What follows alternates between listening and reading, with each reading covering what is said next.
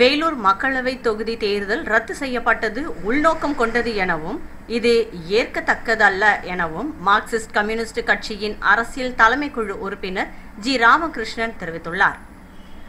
கோவை காந்திபுரம் பகுதியில் Marxist communist கட்சியின் அரசியல் தலைமைக்குழு உறுப்பினர் ஜி ராமகிருஷ்ணன் செய்தியாளர்களுக்கு பேட்டியளித்தார். அப்போது அவர் வேலூர் மக்களவை தொகுதி தேர்தல் ரத்து செய்தது ஏற்கத்தக்கது அல்ல என தெரிவித்தார்.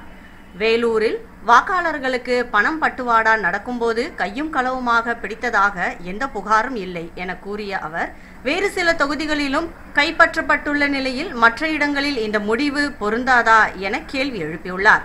தேர்தல் ஆணையம் ஆளுங்கட்சியின் ஊதுகுழலாக செயல்படுகிறது எனவும் ஜி ராமகிருஷ்ணன் குற்றம் சாட்டியுள்ளார். வேலூர் நாடாளுமன்ற தொகுதிக்கான தேர்தலை குடியரசுத் தலைவர் ரத்து செய்திருக்கிறார். தேர்தல் ஆணையத்தினுடைய பரிந்துரையின் அடிப்படையில் குடியரசுத் தலைவர் இந்த முடிவை அறிவித்திருக்கிறார். அந்த முடிவு ஏற்கத்தக்கதல்ல.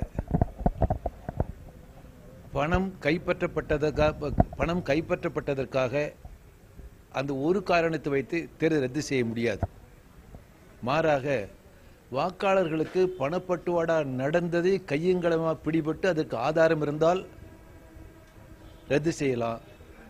அந்த அடிப்படையில் தான் ஆர்கனகத்தை ரத்து செய்யப்பட்டது.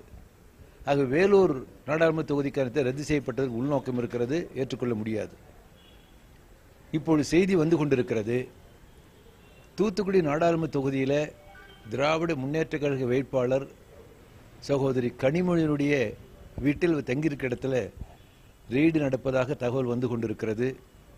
இது வேண்டுமென்றே தேர்தல் ஆணையம் மாநில ஆளுங்கட்சியினுடைய தூண்டுதலால் அவருடைய கூற்றுப்படி எதிர்கட்சிகளை சார்ந்த அந்த வேட்பாளர்கள் அந்த ரெய்டு என்பது இப்படி செலக்டிவாக வேண்டுமென நடைபெறுகிறது. தேர்தல் ஆணையம் ஆளுங்கட்சியினுடைய ஊதுகுழலாக மாறிவிட்டதோ என்ற ஐயம் ஏற்படுகிறது. கனிமொழி தங்கியிருக்கக்கூடிய வீட்டில் ரெய்டு நடப்பதை மார்க்சிஸ்ட் கம்யூனிஸ்ட் கட்சியை வன்மையாக கண்டிக்கிறேன். இத்தகைய நடவடிக்கையை கைவிட வேண்டும் என்று நான் வலியுறுத்துறேன்.